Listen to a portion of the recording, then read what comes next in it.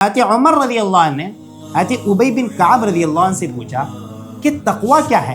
قرآن میں بار بار تقوی ہے، تقوی کرو تو اللہ جنت دے گا۔ ابی بن کعب نے پوچھا کیا تم کبھی ایسے راستے پر چلے ہو جس کے آس پاس کانٹے ہو؟ حضرت عمر نے کہا کہ چلا ہوں، دیکھا ہوں۔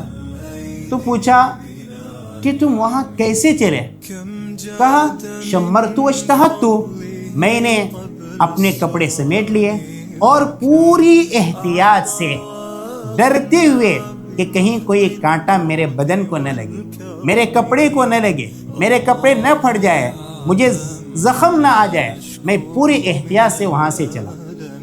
تو یہ سن کر حضرت ابی بن کعب نے کہا یہی تقوی ہے، یعنی جیسے تم اپنے کپڑے کی حفاظت کرتے ہو، اپنے بدن کی حفاظت کرتے ہو تاکہ اسے کانٹے نہ لگے، آپ کو چوٹ نہ آئے، زخم لاحق نہ ہو، اسی طرح یہ دنیا، یہاں پر ہر جگہ گناہ کے کانٹے ہیں۔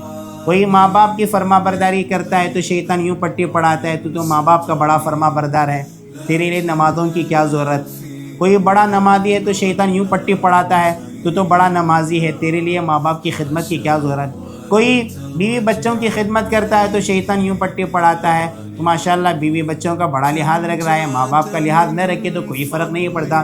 تو شیطان ہر اعتبار سے بہکاتا ہے۔ کوئی تہجد گزار ہے، اس کو کیسے شیطان بہکاتا ہے کہ اس کے اندر عجب پیدا کرتا ہے، تو بڑا تہجد گزار ہے، اور تیرے پڑوس میں جو عورت ہے وہ تو فجر میں نہیں پڑتی، وہ جہنم میں جائے گی، نعوذ باللہ۔ یعنی الٹے سیدھے خیالات، اس کی شریعت میں گنجائش نہیں۔ تو ہم یہ سوچیں کہ ہم ہر اعتبار سے اللہ سے ڈرنے والے بنیں، حقوق اللہ بھی صحیح صحیح ادا ہوں اور بندوں کے حقوق بھی صحیح صحیح ادا ہوں۔